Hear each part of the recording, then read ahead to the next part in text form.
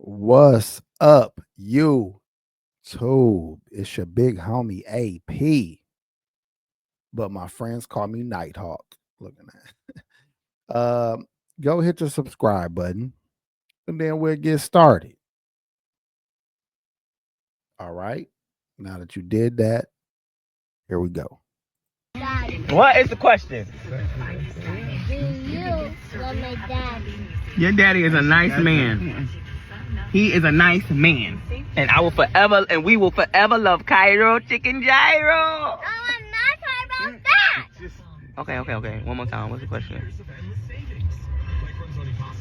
Do you love my daddy? Yeah, I hope your daddy lives a great life. And he's a prosperous person. I wish him all the health and wealth in the world. I did not even ask that. I said, do you love my daddy? And you're supposed to say yes or no. No, I don't. No, you want to? No. Now, I think parents that are not together, don't have to lie to their children about the truth about the relationship between the adults. I think she did right by saying very positive and encouraging things about her child's father. I think that's need to be practiced all the way across the board, regardless what the other parent is up to and how they living. You should only say positive. What they used to say, if you can't say nothing positive, don't say nothing at all. So if you can't say nothing positive about the person that you had a child with, don't say nothing at all. Let your child come up with their own opinions over time, but you are not helping nobody by venting to your child about any frustration you have with the other parent. Now, not loving somebody, that don't mean you hate them. And her admitting to her daughter that, no, I don't love him, it's fine. Because for one, he might be in a new relationship, and you don't need the daughter going back, at the the dad's house with his wife talking about yeah, my mama says she loves you and all that. And then that might make the new wife or woman be petty. It's just words that don't need to be said or brought into the argument or, the whole situation. But it also doesn't mean you can't say, yes, I love the person I had kids with, because it don't mean it was a romantic love that you still have. If y'all got a good relationship and a good situation, ain't nothing wrong with saying, yeah, I love them. But there's levels to that. I admire them, I respect them. I love them that they're such a good mother or father, whatever the circumstances may be. And if my kids ask me, do I love my baby mamas, I'm gonna say yeah. It ain't a romantic love. It's I mess with them. You know what I'm saying? I got lucky. My baby mamas didn't give me hell, even when they wanted to. It was hard to, because they like, damn, if I'm gonna drop the bag, I'm gonna fumble the bag and the daddy. Like if I play with him, he not gonna take it too lightly. So they didn't want to play with me. They kept it real cordial and real cool, and we was able to co-parent pretty damn good. And now all my kids are almost grown. But if my kids' mamas was to say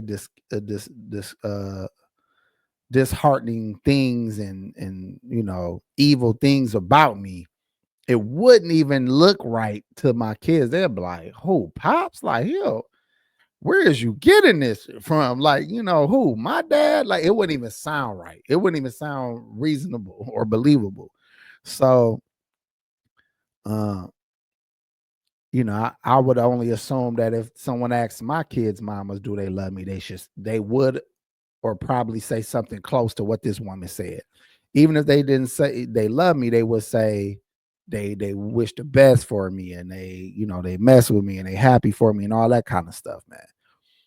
Kids need to know that even if you're not in a relationship with the other parent, but that they can at least count on each of you for support and even help for like for example, I'm trying to get this out right so it makes sense. If I want my children to know that if their mothers were struggling, that they daddy will try to help the best I can, if that makes sense. I don't owe my baby mamas nothing, but because I love my kids so much, I can't say I love my kids so much and still let their most important piece of them, they mama, not be okay. Now that don't mean I'm gonna pay their rent or buy them a house or nothing like that. I may borrow some, maybe, or kick in a little extra to help or something like that. But I will make sure that they not out, they're not down that bad. Like they are safe. You know what I'm saying? I can owe it to my kids to prove and show that, look, I love you so much, son or daughter, that I'll make sure your mama is at least safe until she figure out how she gonna get her stuff together. So and I think that's just the right thing to do. But we all ain't got the same kind of baby mamas, and we all ain't got the same kind of baby daddies. Some of these people out here so damn terrible that the best thing you can do for your kids is protect your kids from them mother. Keep them away from you and keep them away from your kids. And it's unfortunate to say that, because you want to say that no parent should be denied their child, but we all know that that's not true. We all know that abuse is real, and you can harm a child by being, actively present. It's almost better to keep people at a distance. You want to communicate through the phone. I don't care if you call not 99 times a day, but you are not safe to be around my child. So again, it's a tricky thing when it comes to so many mixed and blended families. So if you can avoid that altogether by not having kids at all, or only having one child with one woman that you married to, one or two children or something like that, I'm an advocate for that, by the way. But if you could do that, you could probably avoid any of the drama that could and possibly come. But I love that this woman still kept it real positive when asked about her baby daddy. I respect her for that. He might be a problem. Like honestly, the way she was answering those questions, he might be a whole problem. But she ain't say all that to the baby girl.